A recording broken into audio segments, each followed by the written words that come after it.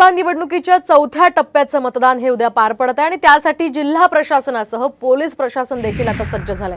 त्यामुळे येणारे 48 तास हे खूप महत्त्वाचे आहेत आणि त्यामुळेच शहर आणि जिल्हा पोलिसांनी यासाठी आवश्यक त्या सर्व उपाययोजना केलेल्या आहेत। छत्रपती संभाजीनगर शहरात कडेकोट नाकाबंदी करण्यात आली आहे। मतदान प्रक्रियेसाठी 20,524 कर्मचारी तैनात असतील।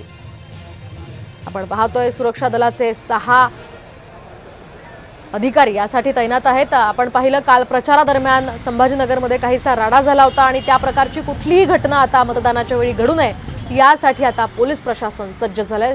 संभाजीनगरात तब्बल 20,524 पोलीस यासाठी तैनात असतील। दरम्यान कशी असेल ही सुरक्षा व्यवस्था आपण सविस्तर पाहूयात। मतदान प्रक्रियेसाठी 20,524 पोलीस कर्मचारी हे शहरामध्ये तैनात असतील। यामध्ये 227 पोलीस अधिकारी आहेत।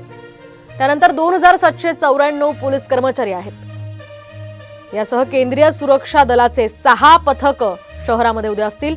यासोबतच केंद्रीय सुरक्षा दलाचे 1,192 पोलीस आहेत। मतदान प्रक्रियेसाठी एकूण 20,000 पोलिसांचा हा बंदोबस्त सध्या संभाजीनगरात आहे।